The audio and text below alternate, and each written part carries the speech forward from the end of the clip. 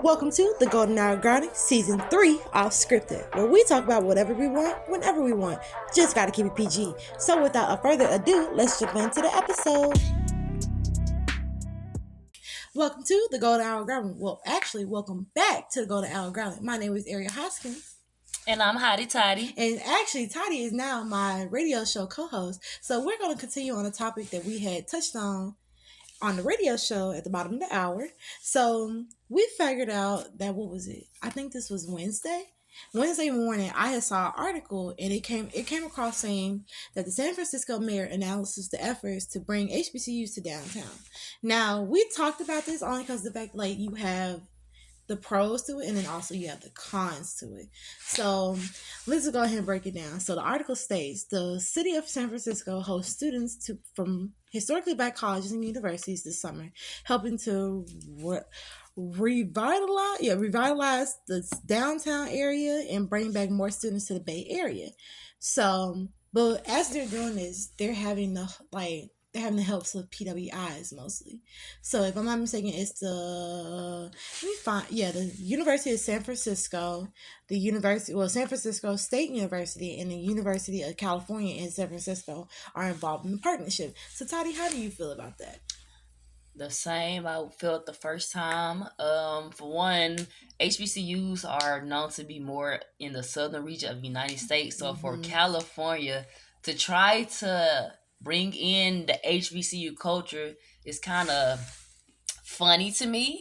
Only because, of course, California is more diverse, more races, more ethnicities out there. But in the southern region, you see more black people. Of course, we still have different races and ethnicities down here, but majority HBCUs are in the south because southern region is made up of more, melanated skin. Yeah, but also when you think about it, I mean, for one, it's kind of I understand she's trying to do a good thing because if I'm not mistaken, she looks melanated to me. I don't know if she's biracial or fully black or just light skinned. So it was like I understand her purpose of doing it, like at least giving black students or black people in the state of California, they own little safe space, just like how down here in the South and like especially like Alcorn, Mississippi Valley State University, Jackson State, Tougaloo, how we have our own little things, like our safe haven. It's just like, why not give a safe haven to black students as well? So, or just black people in general in the state of California. But like, it's my thing. This is what I had argued: is that you can't build a HBCU. A HBCU is not something you can build, or like it's 2024. You can't make a historic, heavy on the quotations with the historical black college like experience, because I feel like you got to think about what goes with HBCU. You got to have rivalries. You got to have the band, the cheerleaders. You got to have all those entities. So just like, I ain't saying California don't get down like that, but just like, it would never be nothing like. But this is only a summer program, and then I think what she's planning to do is like branching out to like actually possibly making. I don't know. She may try to make like an institution like this is basically for black students. We're gonna treat it as an HBCU, but you can't really do that because I mean, like I said, you can't build something that has a lot of history on it. Like for one, Alcorn is the first land granted institution in the whole state of like the United States. So like we have history on here. You know. What was it when you look at Rebels, Lots? Those were actual people's names at one point who came to Alcorn and had some type of impact on here. Or like Medgar Evers, the what was it? The Noodle Orange is named after him. And we have the stills from Windsor Ruins. Like we have a lot of history, like even off campus or in our just vicinity. We have a lot of history. Jackson has a lot of history. I don't know that history, but it was a rumor stated back in the day. I believe it was true, but I gotta go in more history. But they said that at one point, Alcorn and Jackson State, they was one school. Well, I forgot what was the original location at, but Alcorn wasn't always here. Because I've always heard like all the HBCUs besides Tougaloo, if I'm not mistaken, were supposed to be at Alcorn because of the land. Like they were trying to, if you think about it, they were trying to separate all the black folks from the white folks and just keep them in like a I mean, you see That where area. Alcorn is. This is the middle of nowhere. Like, just keep them all here. But that's what I had rumored or heard or so. But it's like Alcorn has its history to it. Like, what was it? We read, what was it? I think it was yesterday. Oh yeah, The about the Jack Spinks, Marino. I forgot his. the Rio Cass. Cass. Yeah, something like that. The Jack Spinks Stadium. Like, I was just saying Mm-hmm. that, but like, I can't say the first part of the name, but Jack Spinks, he was also a person who had some like history to Alcorn. Like, what was it? I noticed. What was it? The track. The The track is woman. named. Yeah, the track is named after somebody. So it's like, yeah, we have history. We have people who came from here, like Steve Air McNair. We have some history, especially when it comes to football or like sports wise. And what was that comedian name? He's passed away. Rest in peace. I can't remember his name, but have you seen the Green Mile? The movie The Green Mile? I can't remember. I think so, but I can't really remember. The big black man that got framed for killing those two little girls, but he didn't do it. But anyway, he came from here too. So yeah, that's a fun fact. So it's like we have history. Like, I know for a fact, Tougaloo has a lot of history because that was during the civil rights movement and stuff like that. So I'd be scared to go on that campus sometimes. I don't know. Cause my brother go to Tougaloo. My brother go to Tougaloo. Trees.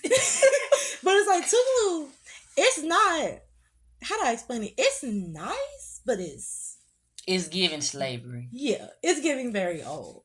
Like, I understand y'all could try building stuff around it, but it's like getting through Tougaloo in general is just trees. Like, it's just so, I don't know. That's how you know they to themselves. Like, that's what you call a real private HBCU. But it's like, but it's just crazy. What if they was a public HBCU?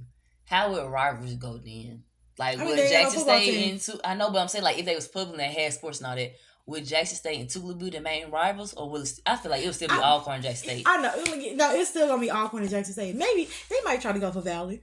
I don't know how they football. Yeah, they are kind of small enough to. Yeah, I don't know how their football team would be because I know we all know Valley's team. Hey, we love the HBCUs. We love the HBCUs. But Valley's team and the SWAC is not slacking. Hey. Let's just say that. It's Alcorn over everybody. Ain't nobody gonna beat us. But I feel like Valley is on the come up, step by step.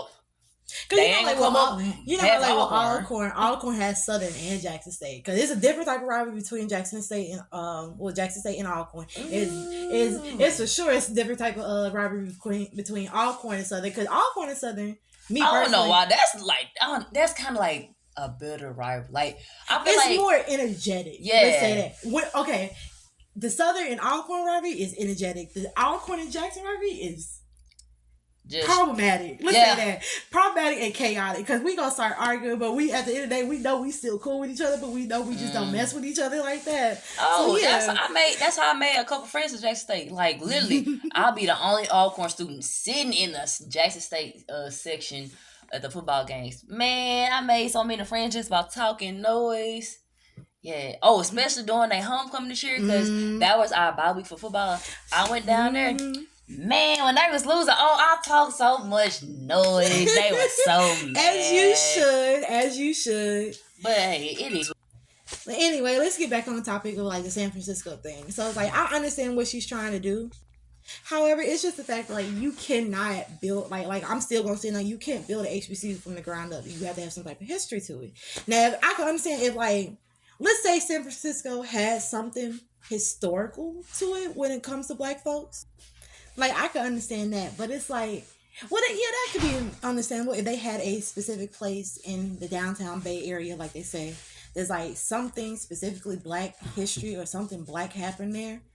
Like, something historically black happened there, and I can understand, like, you're trying to, and it was educational-wise, or, like, it would benefit the community, but that would be, like, long, you understand, that would be, like, long overdue. But even if that's the case, it's still trying to bring a PWI money into it. A lot of PWI money, because if I'm not mistaken, it was another article I had read that broke it down, but I think one school provided like the educational values, the other school provided housing, and that's the thing. If they're bringing PWIs into it, the HBCU experience or culture, whatever she's trying to Oh, bring, for it's gonna be sure. whitewashed. Yeah, it's Oops, gonna be for I didn't mean sure. to say it like that, You but can say it. but It is what it's it gonna is. because once the PWIs feel like, oh, I help you so much, we're gonna make these type of changes, and basically what you're doing, making another PWI. Well, like I said, she's starting this out as a summer program. So from wherever, however they take it with the summer program, they're gonna take it like that. But I feel like also you know how we get like black folks when we all come together, we have our own little energy. I feel like that's what she's trying to bank it off of. Because like again, you can't copy the HBCU experience if you haven't like experienced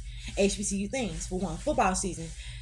I mean, even basketball season. Basketball season be okay. It be tank. It be more like you know when you in the stadium of a football field and you Baby, can't really just be like. I be on the sideline, so I mean, yeah, but it's like when you when you're a fan looking down at the stadium and stuff like that, you can't just directly talk to like the people. But when it's basketball season and you be right there at the court and they be looking like at you, that's why basketball season is my favorite season. Like, don't get me wrong, doing football when I'm on sideline, I'm still gonna say what I'm gonna say. But basketball season, no, it's over with. It's hotty toddy on the sideline football, but it's hotty toddy 2.0 when it comes to the bleachers of the basketball game. Or it's like, you know how most schools have, well, most HBCUs have their own little like thing, like for example, Brave Fest. We have Brave Fest or Homecoming Week and stuff like that, or just event weeks in general. Oh my gosh, do PWIs even have homecomings for you? Yeah, they have homecoming games, but their homecomings are, me personally, they're weird. Or like when I watched the documentary, like their Greek life, no, not for me now. Even, I mean, me personally, with all due respect, Greek like at a HBCU is not for me. But it's you see the difference. You see the major differences. I can't say fully, but I seen a Greek sorority yesterday. Yeah, I'm gonna just leave it at that because I was just was it a white sorority or it's like. I ain't trying to be racist, but they was Chinese or Korean or something. Oh no, okay, so it's like, I mean, I know like they do be having like their own, sororities because they're the minority, so they want to have their safe space and all that. But baby, but it's not like the Divine Nine and stuff like that, or like whatever. We call it Divine Nine in the black community. Divine Nine ain't just staying 9. Ain't no 10 coming. Baby, not in this one you sent you. But it's like where what do they call it? I just think they call it just Greek life. Yeah. Greek life, yeah. Well, but like I said, it's like I won't stand on that part of where you can't build an HBCU, but I understand her initiative for it. But yeah, I guess, and plus what was it? I'm reading here. This what was it? The University of San Francisco will provide students with housing. Yeah, this is what I have found out. The San Francisco State University will offer classroom spaces, and that's PWI. Yeah. If I'm not mistaken, all of them are PWIs. See, it's just like, where is the HBCU culture coming in? You're getting the money, you're getting the housing, you're getting the funding, you're getting education, all from PWIs. Where is the HBCU experience coming in it? And then lastly, the University of California at San Francisco will be partnering with HBCUs to offer mental health mentoring, training, and internships across the city, or according to the city. So yeah. So they're saying black students need mental health more than white people? That's one thing that okay, now that you point that out, like, hold on. Like, I understand it's good, but it's just like, okay. I mean, it's a great maybe benefit. It's just for research purposes, because when you're trying to do like remember the movie The Purge, like the first Purge? No. Okay, so I'll just bring you back to that movie. In the first Purge, the first Purge, they wanted to do a study on it, so how people psychologically feel about this. So maybe that's what they're trying to get a feel of like how these students act or associate themselves in this type of space, even though it's not an HBCU, but we're trying to build. And I'm not trying to be funny when I say this. Hold on, let me get my words together before I say it. So, when it comes to HBCUs, yes, you have different personalities, but for the overall spectrum, you get a feel of, okay, this type of person, like, and I'm not saying, outside of the southern region, other black people, are weird.